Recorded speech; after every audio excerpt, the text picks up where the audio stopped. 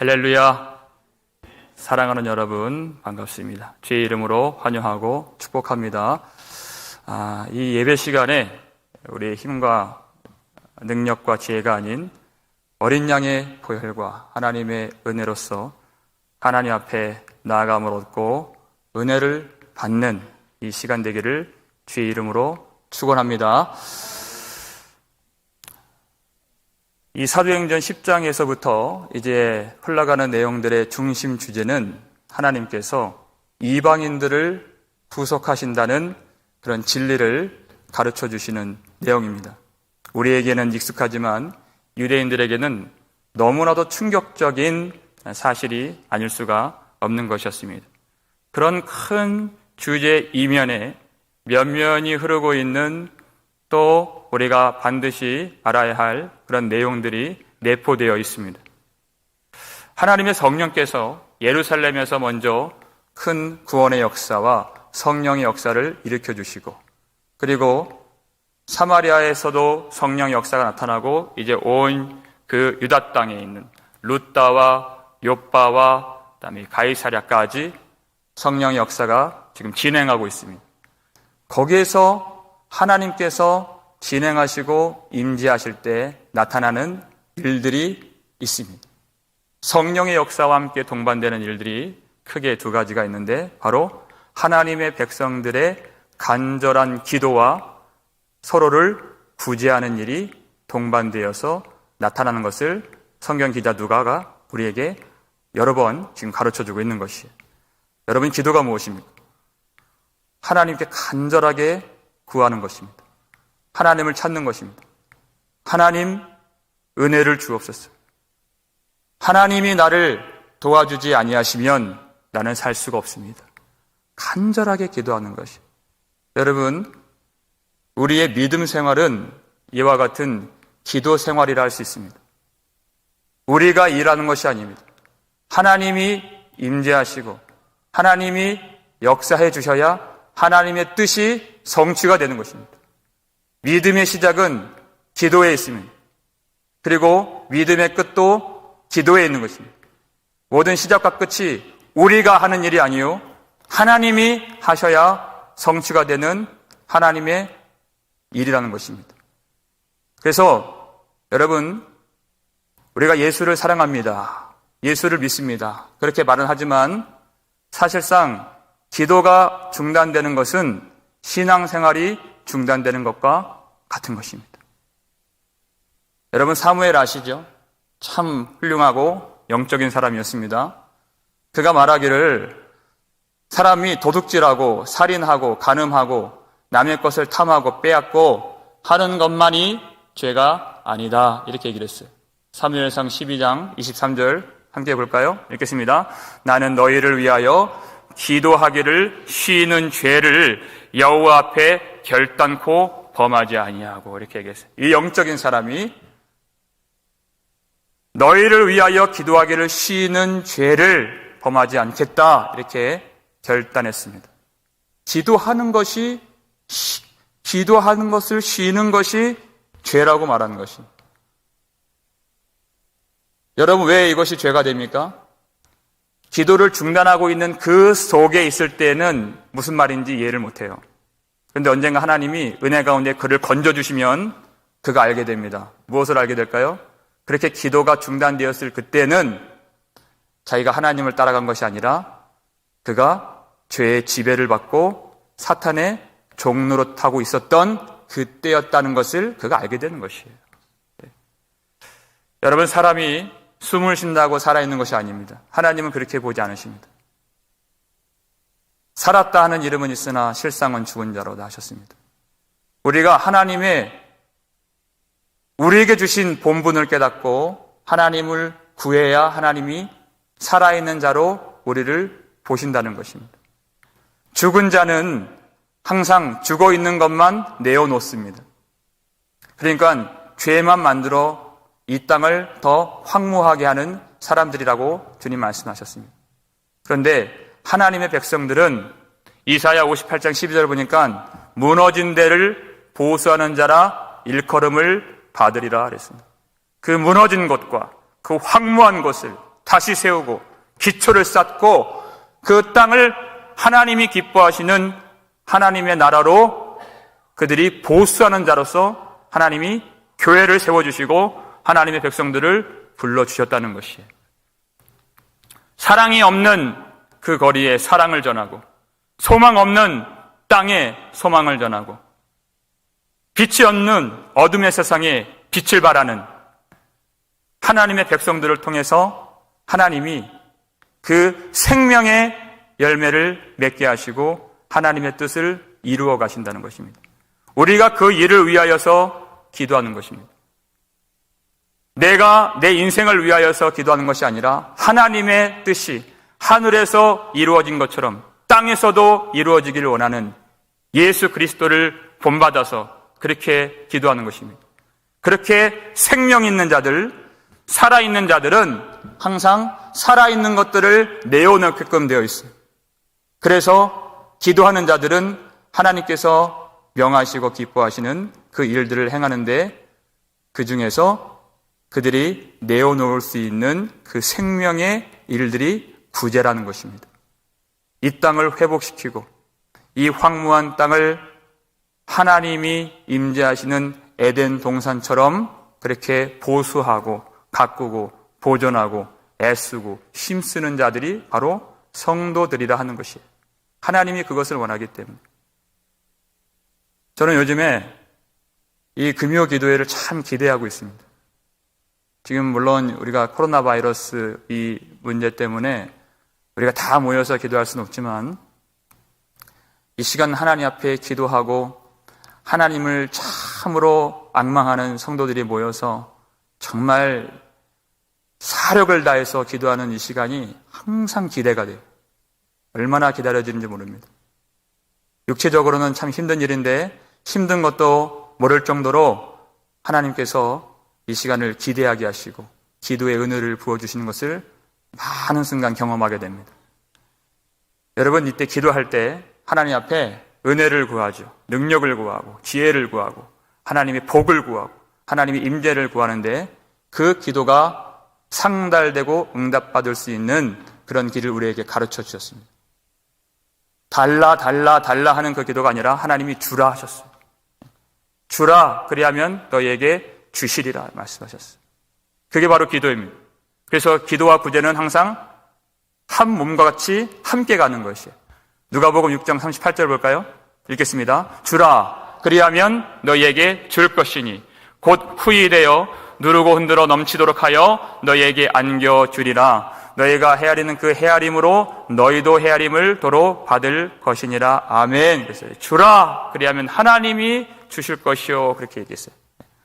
무엇인가 필요한 자들, 필요한 어떤 결핍된 자들, 필요한 것이 있는 사람들을 봤을 때 그것을 주는 것입니다. 하나님의 말씀이 필요한 자들에게 하나님의 말씀을 전해주고 하나님의 위로가 필요한 자들에게 하나님의 위로를 전달해주고 내가 위로받기를 원하는 그것보다 그에게 채워주기를 원하면 하나님이 주신다는 것이 하나님이 손으로 주신다는 것이 양식이 필요한 자가 있으면 물질적으로도 그를 배부르게 하고 따숩게 하고 그를 채워줄 수 있는 그런 교회를 하나님이 기뻐하시고 그 교회의 기도를 하나님이 받으시고 그 기도가 상달되어 기억하신 바가 되었다고 주님이 말씀하시는 것입니다. 하나님이 채워주시는 그 복을 받기 위하였어요. 하나님이 도우시는 그 도움을 받기 위하였어요. 구제는 부자들이 하는 것 아닌가요? 여러분 그렇지 않습니다. 주라 그리하면 주실 것이요. 좀 아시다. 작은 거 가졌으면 작은 것으로 구제하는 것입니다. 그러면 하나님이 큰 것으로 우리에게 내려주실 줄 믿으시길 바랍니다. 그래서 하나님께서 우리에게 주신 이 기도의 사명, 구제의 사명 잘 감당하여서 하나님께서 우리에게 후히 주시고 누르고 흔들어 넘치도록 안겨주시는 그 복을, 그 은혜를, 그 생명을 누릴 수 있는 교회가 되기를 주의 이름으로 축원합니다. 이와 같이 고넬료가 하나님 앞에 기도하는 자였고 또 구제하는 자였고 이제는 그에게 정말 후히 하나님이 복을 안겨주시기 위해서 그 복을 전달할 자를 지금 부르려고 사람을 보냈습니다. 어떤 사람을 보냈습니까? 우리가 지난주에 본문이었는데 여러분 7절 보니까요. 집 안 하인 둘과 부하 가운데 어떤 사람을 하나 불렀어요? 경건한 사람 하나를 불렀다 그랬어요. 그래서 8절 보니까요. 이 일을 다 그에게 이르고 욥바로 보내니라. 자, 100명의 부하가 있습니다. 백부장이기 때문에. 그 중에서 가장 경건한 사람을 그가 뽑았다는 것이. 왜 그랬을까요? 내가 환상을 보았다. 하나님의 사자가 나타나서 욥바에 있는 무두장이 시몬이라고 하는 사람이 있다고 말씀하시는데 그 시몬의 집에 있는 베드로 시몬을 부르라고 주님이 나에게 말씀하셨다. 그것을 얘기했을 때 믿음이 없는 사람이 들었다면 그것이 얼마나 허무맹랑한 이야기 같겠습니까? 그 주인을 아주 속으로 멸시하고 조롱하는 마음을 가졌을 것이. 그 욥바까지의 거리는 편도로만 50km가 넘습니다.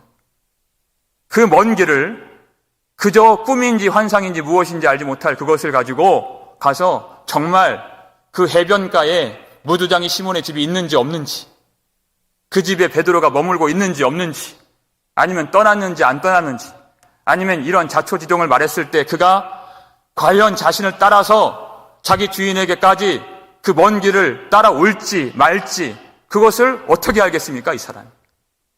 전혀 어떤 것도 담보되는 것이 없어요. 명확한 것이 없습니다. 그러니까 믿음이 없는 사람들은 어떤 작은 어려움이 생기거나 어떤 난관이 생기면 그것을 빌미로 하여서 그 길을 포기하게 됩니다. 내가 못 봤습니다. 그런 집이 없었습니다. 그가 안 온다고 말했습니다. 아마 여러 가지 핑계를 댈 수 있었을 것이. 그렇기 때문에 믿음 있는 사람, 그 믿음 있는 사람을 들어서 경건한 사람을 사용해야 하는 것이에요. 하나님께 있었던 그 믿음, 이방인을 하나님의 백성으로 만드시겠다고 하는 하나님의 처음 그 믿음이 고넬료에게로 내려왔어요. 그리고 그 믿음이 가장 그 100명 중에서 자기가 신뢰할 만한 경건한 부하에게 그 믿음이 내려졌을 때 그를 통하여서 베드로가 불려져서 그 고넬료 집에서 말씀을 선포했을 때 듣는 모든 친구와 친척들과 부하들이 성령을 받게 되는 놀라운 성령의 역사가 이루어지게 된 것입니다. 하나님은 반드시 믿음 있는 자를 사용하신다는 것입니다. 어떤 어려움이나 난관이 있을 때 그것을 중도에 포기하지 않고 끝까지 그 길을 걸어갈 수 있는, 아무리 그 길이 멀지만 내가 눈에 보이는 것이 없지만 주인이 가진 그 환상 그 한마디를 가지고 믿음으로 걸어갈 수 있는 경건한 사람을 하나님이 사용하십니다. 내 생각에는 그렇지 않은데 하는, 과연 그것이 맞을까 하는 의심이나 편견이나 판단이 내 속에 있지 않고 오직 주인의 말씀을 따라서 충성스럽게 그 길을 따라갈 수 있는 그 경건한 사람을 통해서, 믿음의 사람을 통해서 성령의 역사를 이루시는 하나님을 신뢰할 수 있는 교회, 그래서 충성할 수 있는 저와 여러분 되시기를 주의 이름으로 축원합니다. 그 길이 한 50km가 넘는 길이라고 그랬어요. 고넬료가 환상을 받은 것이 제9시 오후 3시쯤 되었습니다. 그리고 부랴부랴 그것을 이제 충성스러운 경건한 부하에게 그리고 두 종에게 이야기를 하고 보냈어요. 그리고 이튿날이 되었습니다. 최소한의 잠을 자고 쉬는 시간 빼고 그들이 아주 부지런하게 달려가듯이 곧장 그 길을 걸어가야 당도할 수 있는 그런 거리예요. 그 다음날 제6시, 12시가 되었을 때 그 지역에 도달했다고 성경이 말하고 있죠. 그때 여러분 베드로는 무엇을 하고 있었습니까? 오늘 본문 9절을 보니까요, 그가 기도를 하려고 지붕에 올라갔다 그랬어요. 여러분 이 집이 누구 집입니까? 자기 집도 아니에요. 무두장이 피장 시몬의 집이었습니다. 그는 지금 여행 중이었습니다. 예루살렘에 있을 때 자기가 원래 머물렀던 그런 거처에 있을 때 시간을 정해놓고 기도할 수 있죠. 그런데 남의 집에 머물면서도 그가 정해진 시간에 하나님 앞에 기도를 안 할 수가 없는 것입니다. 왜냐하면 모든 성령의 역사와 사역의 능력의 원천이 기도 속에 있는 것을 그가 알고 있기 때문에 그렇게 한 것이에요. 그는요, 어떤 결연한 각오를 가지고 기도를 한 것이 아닙니다. 어떤 특별한 문제가 있어서 기도를 한 것이 아니에요. 그는 기도를 안 할 수가 없는 것입니다. 그의 삶의 아주 중요한 부분이 기도이기 때문에. 그리고 그 기도 자체가 아주 중요한 사역 자체가 되기 때문에 기도를 안 할 수가 없는 것이에요. 그것을 누구한테 배웠습니까? 3년 동안 우리 구주 예수님께 그것을 배웠어요. 항상 예수님은 기도를 하셨습니다. 예수님 어떻게 기도하셨습니까? 여러분 누가복음 22장 39절 말씀 볼까요? 읽겠습니다. 예수께서 나가사 습관을 따라 감난산에 가시매 제자들도 따라갔더니 그랬어요. 예수님은 항상 기도하시는 그 모습. 습관을 따라서, 여러분 이 말이 그저 매너리즘에 빠졌다, 어떤 생명이 없다, 그런 어떤 관습적이다 하는 부정적인 의미가 아니라는 것을 여러분 잘 아십니다. 그렇죠? 예수님이 생명으로 기도하시는 그 습관, 항상 기도하시는, 제자들은 항상 주님 앞에 무릎 꿇는 예수님의 기도하시는 등을 보았어요. 그러니까 제자들도 예수님의 발자취를 따라가는 것이 가장 최고의 제자 훈련이 바로 기도 훈련이었다는 것입니다.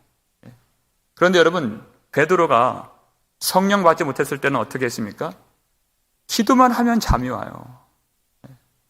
예수님이 3번 깨우시는 거예요. 너희가 나와 함께 기도하는 것이 나와 함께 하는 것이다. 1시간도 깨어 있을 수 없더냐? 십자가 지시기 몇 시간 전이었습니다. 그것도 얼마나 중요한 순간이에요. 나와 함께 1시간도 깨어 있을 수 없더냐? 그러니까 여러분, 기도할 때 피곤한 건요, 육신적인 문제가 아니라는 것이에요. 성령이 충만하지 않으면 기도가 피곤한 것이에요. 근데 베드로가 성령 충만 받았습니다. 성령 충만 받으니까 기도로 힘을 내는 거예요. 기도로 능력이 나타나는 것이에요. 기도를 안 할 수가 없는 것이에요. 밥은 굶어도 기도는 안 할 수 없는 것이에요. 10절 말씀 보세요. 밥을 굶고 있어요, 지금 베드로가. 그가 시장하여 그랬어요. 밥을 안 먹고 있는 상태입니다. 금강산도 식후경. 성경 어디에 나옵니까? 그런 말씀 있잖아요. 그렇죠? 밥 안 먹으면 아무것도 안 된다, 뭐 그 뜻이에요. 근데 베드로는 밥 안 먹고 지금 기도 먼저 하는 것이에요. 밥 안 먹으면 무슨 뭐 어떤 구경도 다 뭐 눈에 들어오지 않는다, 그 말인데, 밥 먹는 것을 뒤로 하고 먼저 베드로는 기도로 하나님 앞에 나간 것입니다. 여러분, 우리가요, 육적으로 다 채워지면 영적으로 빈곤하게 되어 있어요. 잠잘 거 다 자고 먹을 거 다 먹고, 여러분, 그럼 기도가 마르게 되었어요. 여러분, 이 중에 직장에서 끝나자마자 급히 오신 분 계시죠? 식사 안 하고 오신 분 계시죠? 한번 손 한번 들어보세요. 피곤한 중에 오신 분 계십니까? 급하게 지금 LA에서 일하다가 지금 급하게 오신 분 계시죠? 몸 아픈데 오신 분 여러분 계시죠? 3가지 다 갖고 계신 분 계실 겁니다. 갑절의 은혜가 오늘 임하길 제 이름으로 축복합니다. 그 피곤한 몸을 가지고 그 주림배를 움켜잡고 기도할 때, 그렇게 금식하는 마음으로 기도할 때 하나님이 정말 생명의 은혜를 주신다는 거예요. 생명의 은혜. 사람들이 밥을 짓고 준비하고 있을 때 먼저 하나님 앞에 자신을 나타내기 위해서, 하나님을 찾기 위해서 그가 지붕 위에 올라갔습니다. 그때 하나님이 정말 황홀한, 아주 황홀경에 빠져서 그가 하나님을 경험하는 오늘 사건이 오늘의 본문의 내용인 것입니다. 그가 황홀한 중에 어떤 환상을 보게 되었습니까? 11절 12절 말씀 함께 하겠습니다. 하늘이 열리며 한 그릇이 내려오는 것을 보니 큰 보자기 같고 네 길을 메어 땅에 들이웠더라. 그 안에는 땅에 있는 각종 네 발 가진 짐승과 기는 것과 공중에 나는 것들이 있더라. 아멘. 하늘이 열리며 한 그릇이 그 하늘로부터 내려오는 것이, 그런데 그 그릇이 보자기 같기도 하고 그 네 귀퉁이가 그렇게 묶여져 있어서 땅이 맞닿은 그런 보자기 같은 그릇, 그 안에 무엇이 있습니까? 땅에 각종 네발 가진 짐승과 기는 것과 공중에 나는 것들이 있더라. 여러분, 이것을 보았어요. 그리고 큰 음성이 들렸습니다. 하늘로부터 뭐라고 음성이 나왔습니까? 13절 읽겠습니다. 베드로야, 일어나 잡아먹어라. 이것을 잡아먹어라 그랬어요. 여러분, 12절에 각종이란 단어가 나요. 각종 네발기는 짐승과 이런 게 나왔어요. 헬라어로 판타라고 하는 말인데요. 모든이란 뜻, 모든이란 뜻. 모든 짐승들이 다 있는 거예요. 영어 성경 보니까 all kinds of animals라고 되어 있어요. all kinds of. 모든 짐승들. 그러니까 유대인들은 알잖아요. 이 짐승들이 하나님이 이미 레위기 11장에서 이것을 구분해 놓으셨다는 걸 알잖아요. 먹을 수 있는 짐승과 먹을 수 없는 짐승들이 있는 것을 알아요. 레위기 20장 25절 볼까요? 26절 함께 읽겠습니다. 너희는 짐승이 정하고 부정함과 새가 정하고 부정함을 구별하고 내가 너희를 위하여 부정한 것으로 구별한 짐승이나 새나 땅에 기는 것들로 너희 몸을 더럽히지 말라. 너희는 나에게 거룩할지어다. 이는 나 여호와가 거룩하고 내가 또 너희를 나의 소유로 삼으려고 너희를 만민 중에서 구별하였음이니라. 아멘. 그 모든 짐승들 중에서 먹을 수 있는 짐승들, 그리고 먹을 수 없는 짐승들, 낙타와 사반이나 토끼나 돼지 같은 짐승들은 부정한 짐승들이었어요. 먹을 수 없었습니다. 그리고 물고기 중에서도 비늘이 없거나 지느러미가 없는 것들은 부정한 짐승, 부정한 물고기였어요. 그 먹을 수 없는 것이에요. 새들 중에서도 독수리나 솔개나 올빼미나 까마귀나 타조나 박쥐 같은 것들은 부정한 그런 새였습니다. 그리고 땅에 기는 것들은 다 가증한 것들이었어요. 그것은 먹어서는 안 됩니다. 이것을 유대인들은 철칙으로 삼았습니다. 왜냐하면 하나님이 그것으로 구별하였음이니라. 이방인들은 뭐 아무거나 먹든지 하나님의 말씀의 통치가 임하지 않는 백성들이기 때문에 그들은 다 먹을 수 있어요. 그런데 하나님의 백성들은 하나님이 주시는 것, 하나님이 정하다고 하시는 것을 먹을 수가 있었습니다. 그런데 모든 것들이 그 보자기 같은 그릇의 환상 중에 그 짐승들이 있는 것이에요. 그러니까 베드로가 이것을 먹을 수 있습니까? 없습니까? 14절 말씀 볼까요? 함께 읽겠습니다. 베드로가 이르되 주여 그럴 수 없나이다. 속되고 깨끗하지 아니한 것을 내가 결코 먹지 아니하였나이다 한데 이제까지도 한 번도 그 부정한 것들을 하나님 제가 먹은 적이 없습니다. 그리고 앞으로도 제가 먹을 수가 없습니다. 하나님이 주신 말씀이기 때문에 제가 그 부정한 것들을 먹을 수가 없습니다. 주여 그럴 수 없나이다. 아주 강하게 부정한 것이 참 아이러니한 말씀이 아닐 수가 없어요. 지금 베드로가 그럴 수 없나이다 한 이유는 무엇 때문입니까? 율법 때문인 것이. 율법은 하나님이 주신 말씀 때문이었죠. 그런데 하나님이 또 먹으라 하신 것이. 그러면 어떻게 해야 되는 것입니까?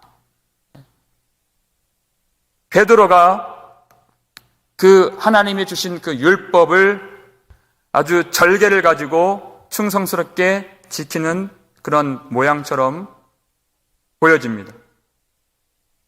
이 대목에서 우리가 생각나는 말씀이 마태복음 16장에서 예수님께서 앞으로 고난당하시고 그리고 죽임당하시고 그리고 제3일에 다시 살아날 것을 말씀하셨을 때 베드로가 예수님을 붙잡고 강하게 항변했죠.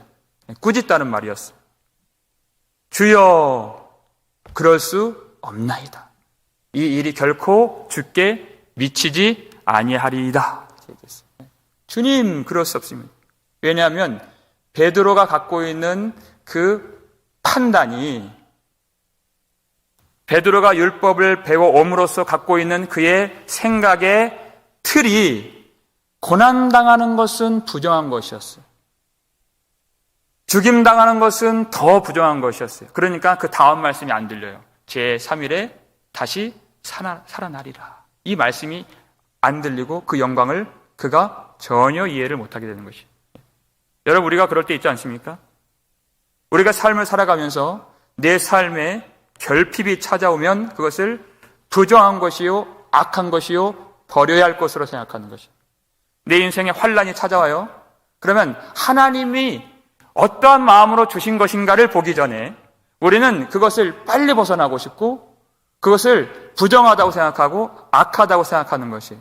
그렇게 생각되게 만든 것도 다 율법 속에 있어요. 그렇지만 그 속에 있는 하나님의 마음을 보지 못할 때가 많다는 것이에요. 왜 하나님이 그런 질병을 주셨는가, 나에게. 우리는 그것이 악하다고 생각해요. 그래서 떠나기만을, 그것이 내게서 떠나지기만을 기도하는 것이죠. 근데 그 속에 있는 하나님의 뜻이 무엇인가? 하나님이 왜 율법을 주실 때에는 그 정한 것을 먹고 부정한 것을 먹지 말라 하셨는데 이제 다시 하나님께서 그 모든 것을 다 잡아먹어라 이렇게 말씀하셨을까요? 이 말씀의 궁극적인 그런 의미를 여러분 잘 아십니다. 이제는 때가 되어서 처음에 하나님의 택한 백성인 이스라엘 백성들에게 말씀을 주셨는데 그들을 통해서 이스라엘이라고 하는 제사장 나라를 통해서 왕 같은 제사장을 통하여서 이제는 복음이 하나님의 그 소원인 땅의 끝까지 선포가 되어서 모든 땅의 백성들이 각 나라와 족속과 백성과 방언에서 하나님의 영광을 인정하는 그런 모든 무리들이 일어나서 하나님을 찬송하는 그 나라, 하나님의 나라를 하나님이 이루시고자 이 말씀을 베드로에게 환상으로 보여주신 것입니다. 우리가 갖고 있는 편견, 우리가 갖고 있는 말씀에 대한 율법에 대한 오해, 그리고 부족한 이해를 누가 깨뜨려 주시나요? 우리 구주 예수님께서 그것을 깨뜨려서 그것을 생명의 진리로 바꾸어 주시는 분이십니다. 그래서 예수님은요, 예수님 이 땅에서 하신 일을 보면은 유대인들이 말씀으로 녹아진 그 인생들이 전혀 그 행보를 이해하지 못하고 심지어 비난하고 죽이고 싶었던 마음까지 갖게 되었던 순간들이 너무 많아요. 특히 바리새인들이.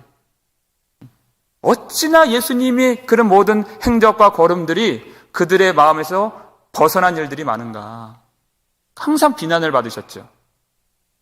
예수님께서 산에서 말씀을 가르치시고 내려오자마자 많은 사람들이 예수님을 따라 나왔습니다. 그때 처음으로 만난 사람이 나병 환자예요. 사람들은 다 아마 뒷걸음쳤을 거예요. 자동적으로 그런 거리두기가 되죠. 왜냐하면 율법에 의하면 나병 환자를 접촉하면 부정하게 되기 때문에 그는 격리가 되어야 하는 것입니다. 그래서 저 멀리서 왜 이 동네로 튀어나왔느냐고 아마 비난하고 욕을 했을 것이에요. 그런데 그 나병 환자가 예수님 발 앞에 엎드리고 절했다고 그랬습니다. 율법으로는 부정하다고 그렇게 치부해버린 나병 환자. 예수님은 그에게 거리를 두지 않으시고 가까이 가서 그에게 손을 대시며 그랬어요. 내가 원하노니 깨끗함을 받으라. 예수님은요, 율법에 갇혀 계신 분이 아니십니다. 예수님은 율법의 성취자가 되시는 거죠. 율법을 완성하시는 분이 되시는 것이에요. 현장에서 가늠한 여인이 왔을 때 사람들이 뭘 가지고 그 여인 앞에 다가왔습니까? 돌을 가지고 온 거예요. 왜냐하면 모세의 율법에는 그런 가늠한 여인을 보면은 돌로 쳐서 죽이라고 법에 나와 있기 때문에 돌을 갖고 나온 것이에요. 그런데 예수님께서 나도 너를 정죄하지 아니하노니 주님 말씀하셨어요. 네. 여러분, 예수님이 율법을 반대하시는 것입니까? 율법을 지금 거스르고 계신 것입니까? 아니죠. 율법을 이루시려고 말씀하신 것이. 돌은 내가 맞아야 할 것이 아니라 너의 죄를 내가 품고 내가 맞으리라. 그 자리가 십자가인 것이에요. 그 율법을 완전히 이루시기 위해서. 그 여자가 100번, 1000번 돌 맞아 죽은다 한들 그 죄는 이 땅에서 사라지지 않습니다. 그런데 예수님이 영단번에 그 십자가에서 죽으심으로 우리를 한평생 괴롭히는 그 죄의 권세와 그 죽음의 권세를 주님이 멸하시고 죄를 사하시고 우리에게 생명을 주신 생명의 구주가 되신다는 것이. 사람들이 얼마나 그 세례를 미워하고 아주 그 세례를 경멸했습니까? 그 로마에 빌붙어서 백성들의 고열을 쥐어짜는 그런 못된 세리들을 참 벌레 보듯 했죠. 그런데 예수님께서 그 세리장 삭개오의 집에 들어가셨어요.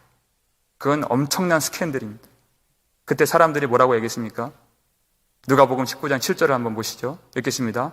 무사람이 보고 수군거려 이르되 저가 죄인의 집에 유하러 들어갔도다 하더라. 저 사람 뭐라고?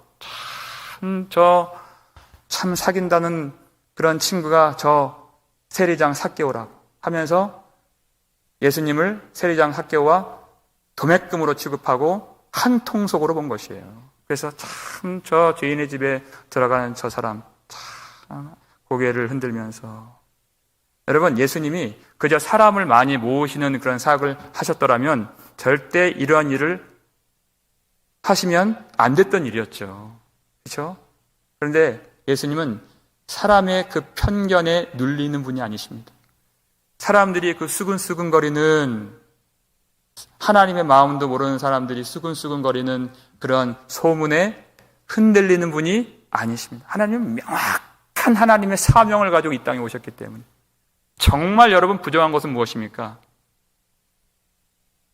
자기가 그렇게 말하는 수근수근거리는 그 사람들의 마음이 그 무두장이 시몬의 집보다 더 냄새나고 더 참혹하고 더 더러운 그 마음인 것을 모르고 예수님 앞에 회개치 않는 그들의 마음이 부정한 것이죠. 예수님은 완전한 하나님의 사명을 가지고 이 땅에 오신 분이세요. 그 사명이 무엇일까요? 아까 보았던 19장 10절 말씀 읽겠습니다. 인자가 온 것은 잃어버린 자를 찾아 구원하려 함이니라. 아멘. 잃어버린 자를 찾아서 구원하려 함이니라. 율법으로 낙이 찍힌 모든 죄인들, 그렇게 버림받은 자들, 격리되어야 할 자들, 구원받을 수 없는 자들, 그 잃어버린 자들을 예수님이 찾아내어서 그들을 구원하시기 위해서, 그들의 죄를 다 깨끗하게 사하시기 위해서 그 거룩하신 보혈을 십자가 위에서 흘리심으로 그들을 정결하게 만드시고 하나님 앞에 그들을 거룩한 자로서 세워주시기 위하여 이 죄 많은 땅에 예수님이 오신 것입니다. 그래서 이제는 사람들이 그렇게 편견으로 나누고 이해하지 못한 지식으로 나누고 자기 생각과 판단으로 정한 것과 부정한 것을 나누는 시대는 이제 다 지나가게 된 것이에요. 혈통으로 나누고 그의 출신으로 나누고 그의 직업으로 나누고 그의 판례를 받았는지 안 받았는지 그 행위로 나누는 시대는 다 지나갔습니다. 오직 예수 그리스도께서 손을 얹혀주시고 말씀을 선포해 주시고 예수 그리스도께서 안아주시고 그 집에 들어가 주시고 그를 품어주신 모든 사람들, 그 보혈로 한 성령 안에서 하나님 앞에 담대히 나아갈 수 있는 은혜를 우리 구주 예수께서 내려주심을 믿으시길 바랍니다. 주님이 하시는 일이에요. 에베소서 2장 12절 13절 말씀 함께 읽겠습니다. 그때 너희는 그리스도 밖에 있었고 이스라엘 나라 밖에 사람이라 약속의 언약들에 대하여는 외인이요 세상에서 소망이 없고 하나님도 없는 자이더니 이제는 전에 멀리 있던 너희가 그리스도 예수 안에서 그리스도의 피로 가까워졌느니라. 아멘. 그랬어요. 그 전에는 멀리 있었습니다. 그 전에는 격리되어야 할 그런 죄인들이었어요. 외인들이었어요. 소망도 없고 빛도 없고 생명도 없고 하나님이 없는 자들이었습니다. 그러나 이제는 예수 그리스도의 피로 예수 그리스도 안에서 멀리 있던 자들이, 그 이방 나라 사람들이 그렇게 하나님을 비방하여서 심판받아 마땅했던 그 사람들이 예수 그리스도의 피로 가까워졌느니라. 주님께서 그 중간에 막힌 담을 십자가로 허무시고 자신의 육체로 허무셔서 그 둘을 하나가 되게 하신 주님, 그 보혈로 우리가 하나가 되어서 모든 사람이 나누는 편견과 모든 의심과 모든 판단들이 다 사라진 하나의 하나님의 나라로서, 교회로서 하나님 앞에 거룩하게 드려질 수 있도록 십자가 위에서 예수님이 거룩한 보혈을 흘려 주신 것입니다. 그래서 하나님께서 그것을 깨닫게 해주시기 위해서 베드로에게 이 환상을 보여주신 것입니다. 이제는 그 모든 짐승들을 다 잡아먹어라. 이 모든 것들은 하나님께서 깨끗하게 하신 것이라 그랬어요. 오늘 본문 15절 볼까요? 함께 읽겠습니다. 또 두 번째 소리가 있으되 하나님께서 깨끗하게 하신 것을 내가 속되다 하지 말라 하더라. 아멘. 우리에게 주신 말씀인 것입니다. 하나님께서 깨끗하게 하신 것이에요. 하나님께서 교회를 깨끗하게 하시고 하나님께서 그 형제, 그 자매를 깨끗하게 하셨어요. 내가 판단하지 말고 내가 속되다 하지 말라는 것이. 그리고 하나님께서 그 모든 죄를 속하시기 위해서 이미 예수 그리스도께서 십자가에서 죽으셨기 때문에 우리가 나아가 복음을 전하기만 한다면 이 멸망받을 땅이라고 생각되었던 이 사람들이 우리는 거룩하고 우리는 복을 받고 우리는 하나님의 백성이라고 생각했고 그들은 심판받고 멸망받고 그들이 지옥에 가야 할 사람들이라고 생각했지만 그들도 우리와 똑같이 하나님이 구원하기를 원하시고 그들도 하나님이 사랑으로 품어주기를 원하시는 하나님이 능히 예수 그리스도의 보혈로 깨끗하게 만들어주시는 하나님의 백성들로 삼기를 하나님이 원하신다는 것입니다. 우리는 율법 속에서 하나님의 말씀 속에서 그 하나님의 마음을 읽을 수 있어야 되는 것입니다. 하나님이 왜 이 환상을 보여주시는가? 하나님께서 왜 우리에게 그 사명을 내려주시는가? 하나님이 정말 원하시는 것은 무엇인가? 여러분은 구약의 성도들이라고 해서 그것을 몰랐던 것이 아니에요. 신약에 들어와서 새롭게 계시된 그런 말씀이 아닙니다. 창세기 28장을 볼까요? 아주 여러 번 이 말씀을 똑같이 말씀하셨어요. 14절 함께 읽겠습니다. 내 자손이 땅의 티끌같이 되어 내가 서쪽과 동쪽과 북쪽과 남쪽으로 퍼져나갈지며 땅의 모든 족속이 너와 내 자손으로 말미암아 복을 받으리라. 아멘. 그랬어요. 땅의 모든 족속이 그랬어요. 너와 내 자손으로 말미암아 복을 받으리라. 이스라엘 백성들만 구원하시고 지금의 교회만 하나님이 사랑하시기 위해서 우리를 불러주신 것이 아니에요. 땅의 모든 족속이 너와 내 자손을 통하여서 복을 받는 것을 내가 원하노라. 주님이 그 일을 이루시기 위해서 우리에게 이 말씀도 주시고 우리에게 복을 내려주시고 우리에게 사명을 주시고 우리에게 생명의 은혜를 내려주신 줄 믿으시길 바랍니다. 예수님께서 마가복음 7장 19절 보면요, 모든 음식물이 깨끗하다 주님 말씀하셨어요. 그 모든 부정한 것과 정결한 것이 이제는 예수의 피로 다 거룩하게 되고 다 정하게 되고 다 깨끗하게 되어서 먹는 것으로는 이제 부정한 것과 이제 정결한 것이 나누어질 일이 없다는 것이. 오직 예수 안에서 우리는 믿음으로 먹으면 의심하지 않고 판단하지 않고 편견을 버리면 모든 것이 깨끗한 줄 믿으시길 바랍니다. 이방인들과 그렇게 거리가 있었던 것은 먹는 것 때문에 거리가 있었던 것이, 교제를 못했던 것이. 그래서 이것은 이방인들의 구원과 연결되는 그런 내용인 것입니다. 이제는 먹는 것도 다 정하게 되었기 때문에 함께 식탁교제를 누리면서 많은 백성들, 각 나라와 백성과 방언에서 모든 민족들이 하나님 앞에 나올 수 있는 그 길이 이제 열리게 되었다는 것입니다. 하나님은 그렇게 그 백성들이 구원받기를 원하시는 하나님이십니다. 무두장의 집에 있는 베드로 시몬에게 은혜가 필요했다면 고넬료에게도 그 살아계신 하나님의 은혜가 필요하고 땅에 있는 모든 족속에게도 예수 그리스도의 보혈의 은혜가 필요하다는 것입니다. 우리가 편견을 갖고 우리가 판단을 하고 우리가 비판을 하는 어떤 형제가 있다면 마땅히 율법으로 판단받아야 할 죄가 있다고 생각하지만 하나님의 그 심정은 우리에게 은혜를 주셨던 그 마음 그대로 그에게 은혜를 주길 원하시고 우리에게 내려주셨던 그 보혈의 능력, 예수 그리스도의 그 보혈의 그 모든 큰 사랑을 그에게 동일하게 내려주길 원하신다는 그 마음을 우리가 잊어서는 안 됩니다. 그토록 주님이 그를 찾기를 원하시고 그를 구원하길 원하시는 하나님. 그래서 우리는 어떤 사람을 보고서 절대 판단해서는 안 됩니다. 하나님은 모든 막힌 담, 중간에 그 막힌 담을 허물어 버리시고 십자가로 그것을 다 허무시는 분이십니다. 그리고 둘을 하나가 되게 만드시는 분이십니다. 그런데 죄는 항상 그것을 분리시키고 구분짓고 나누고 자신은 거룩하다 생각하고 다른 사람들은 비루하다고 다 낮추어 보는 그런 마음들은 다 죄로부터 온 것입니다.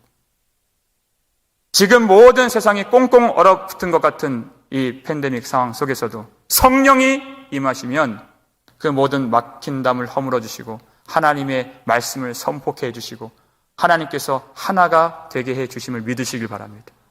하나님이 하시는 일이. 그래서 우리는 기도할 수밖에 없는 것입니다. 그리고 기도하고 순종하는 것입니다.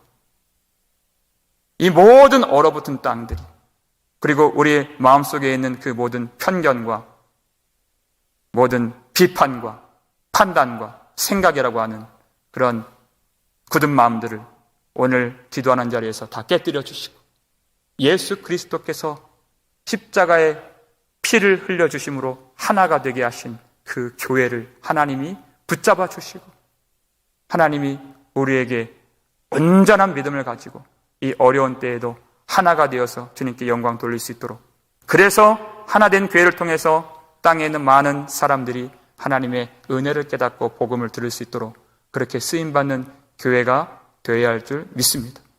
여러분 우리가 왜 복을 받았습니까? 우리는 왜 축복을 받아야 합니까? 그 이유는 우리에게 있는 것이 아닙니다. 오로지 하나님의 은혜 속에 그 이유가 있습니다.